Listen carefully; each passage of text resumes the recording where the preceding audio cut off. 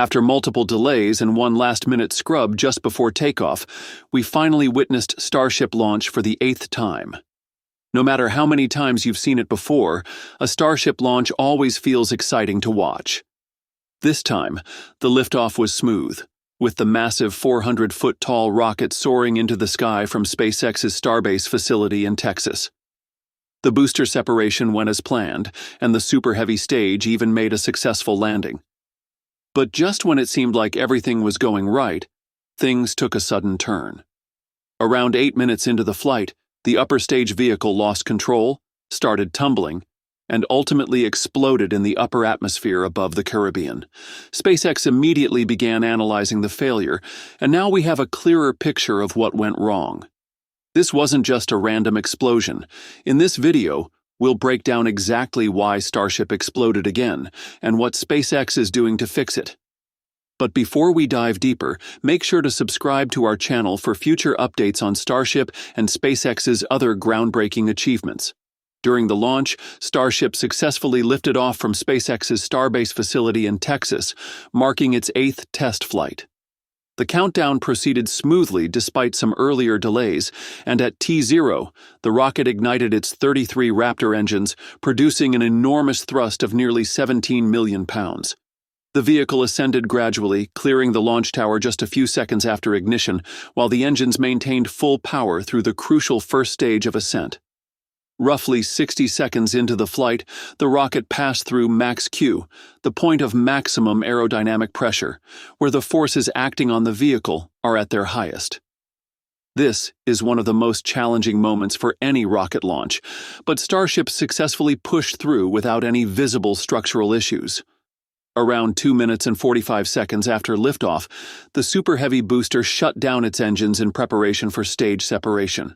SpaceX uses a hot staging technique where the upper stage begins firing its engines before completely detaching from the booster. This approach, though complex, improves efficiency by ensuring a seamless transition between the two stages. Immediately after separation, the Super Heavy booster initiated its flip maneuver, turning itself around mid-air to begin its descent back to the launch pad. At approximately T+3 minutes, the booster's engines reignited for a controlled descent, guiding it back toward the ground.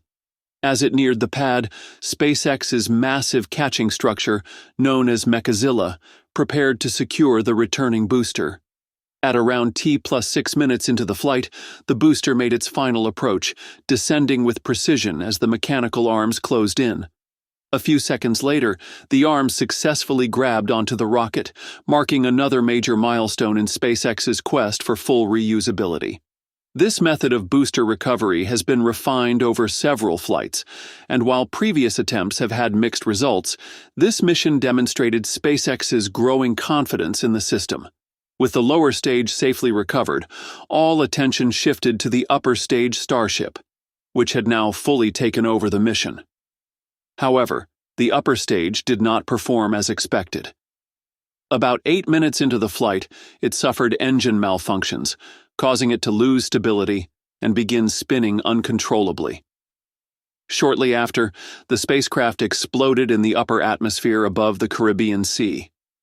Before the explosion, SpaceX lost communication with the vehicle, preventing the completion of mission objectives, which included deploying test satellites.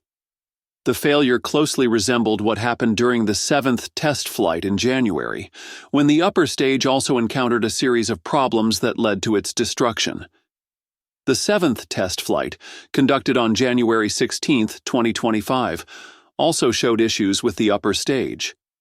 In that instance, the spacecraft experienced cascading engine shutdowns about 7 minutes and 40 seconds after liftoff. Telemetry data indicated that the engines started shutting down one by one, and communication with the vehicle was lost at 8 minutes and 26 seconds. The spacecraft reached an altitude of 146 kilometers before ultimately exploding over the Turks and Caicos Islands. Initial investigations pointed to a propellant leak near the engine compartment as a possible cause. The leak led to excessive pressure buildup beyond what the venting system could handle, resulting in sustained fires and ultimately the loss of the vehicle. Musk commented that the indications pointed to an oxygen or fuel leak that grew severe enough to cause a failure. The recurring failures of the upper stage reveal how complex this part of the rocket is compared to the booster. Unlike the lower stage booster, which operates in Earth's atmosphere and follows a more controlled trajectory before returning to the ground, the upper stage must function in space under vastly different conditions. One of the primary challenges is managing propellant flow in microgravity. Ensuring a stable supply of fuel to the engines is critical, and even minor inconsistencies can lead to performance issues. Any disturbance in the flow of fuel and oxidizer can cause engines to shut down mid-flight, which appears to have happened in both of the latest failures. Another major challenge for the upper stage is the need for engine reignition in space. Unlike the booster, which only has to fire once during ascent, the upper stage must restart its engines multiple times to perform orbital maneuvers. This process requires a highly reliable ignition system and precise control over engine parameters. If any issue arises with engine reignition, the spacecraft may not be able to achieve or maintain its intended orbit. Given the complexity of these systems, engine failures remain one of the primary obstacles SpaceX needs to overcome before Starship can become a dependable launch vehicle. The explosions in the most recent test flights likely resulted from a combination of these technical difficulties. One of the key factors could be leaks in the fuel or oxidizer systems, similar to what was observed in Flight 7. If propellant leaks develop inside the engine bay, they can lead to uncontrollable fires, increasing pressure beyond safe limits and damaging critical components. Another possibility is that the engines themselves are not yet fully reliable under actual flight conditions. While they may perform well in controlled ground tests, the real-world environment of spaceflight introduces new stresses, including vibrations, extreme temperature changes, and dynamic loads that can cause unexpected failures. In addition to engine-related issues, structural resonance and vibrations during flight could also contribute to failures. If the rocket experiences unanticipated oscillations, these vibrations might damage internal components, leading to a loss of control or engine shutdowns. Although this is not a big problem for SpaceX in terms of engineering, the FAA might turn it into a major issue due to strict regulations. The Federal Aviation Administration has a history of grounding SpaceX's Starship program after failures, even when they happen just once.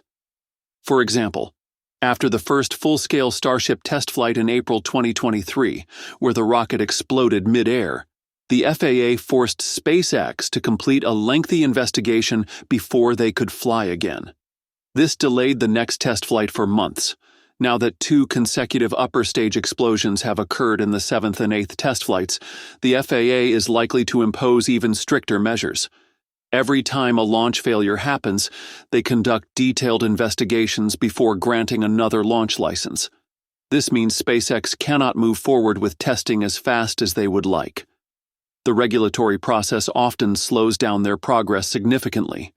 The FAA also grounded SpaceX's Falcon 9 rocket in September 2024 after a second-stage failure, showing that they take even minor issues seriously, let alone major explosions like these recent Starship failures. That's it for this video. Thanks for watching.